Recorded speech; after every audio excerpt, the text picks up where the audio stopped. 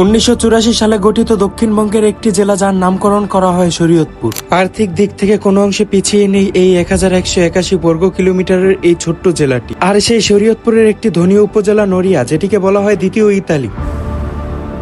নড়িয়া উপজেলার আজকে এমন একটি গ্রামে আমি আপনাদেরকে নিয়ে যাব যেখানে 90 থেকে 95 ভাগই ইতালি অবস্থানরত।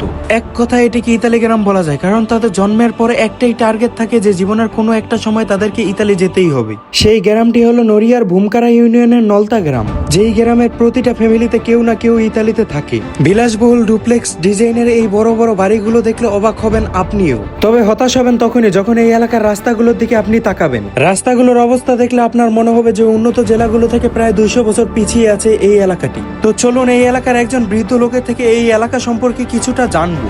ইটালি ছাড়া এরকম কোনো বাড়ি নাই, শতকরা 95 ঘরে ইটালি। আর আগে তো যেহেতু লিবিয়া যে শতকরা ওই ফ্যামিলি বিষয়ে সবাই যায়, একজন গেলে গা মনে করে পড়াই মানে ফ্যামিলি বিষয় দিয়ে জায়গা 4জন 5জন ছেলে গেছে, বাইরে নিচে ভাই গেছে, ছেলের নিচে সবাই ইটালি। ইটালি ছাড়া কোনো বাড়ি নাই, কিন্তু সবাই ইটালি, সবাই ইটালির জন্য ইয়া করে।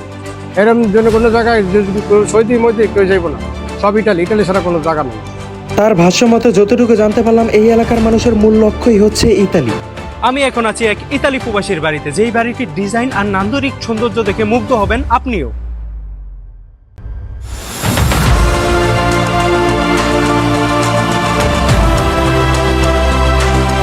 প্রায় 2 কোটি টাকা ব্যয়ে নির্মাণ করা হয় এই বিলাসবহুল রাজকীয় বাড়িটি। একজন ইতালি প্রবাসী ভাইয়ের তিলে তিলে জমানো কষ্টের টাকা দিয়ে তৈরি করা হয় এই বাড়িটি। বাইরের বিলাসবহুল নান্দনিক ডিজাইন এবং ভিতরের সৌন্দর্য মুগ্ধ করে তুলবে যে কাউকে। এই রাজকীয় বাড়িটির সাথে আরেকটি বড় বাড়ি পড়ে রয়েছে, তবে বাড়ি আছে ঠিকই, কিন্তু সেই বাড়িতে থাকার মতো কেউ নেই। এই বাড়িটির প্রতিটি ফ্যামিলি মেম্বার ইতালি অবস্থানরত, তাই এভাবেই পড়ে রয়েছে এই বাড়িটি।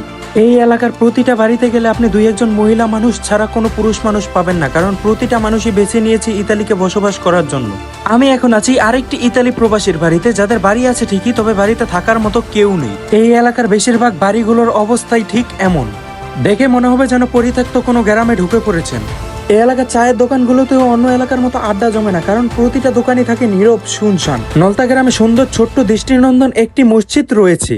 মসজিদ ঠিকই রয়েছে, তবে এই এলাকার মুসল্লির খুব সংকট, কারণ যুবক থেকে বৃদ্ধ প্রতিটা মানুষই ইতালিতে অবস্থানরত। তবে নলতা গ্রামে আসলে অনেকটা অবাক হবেন আপনি, অনেকটাই অদ্ভুত মনে হবে আপনার কাছে। নীরব শুনশান বিলাসবহুল বাড়ি আছে, তবে বাড়িতে থাকার মতো মানুষ নেই।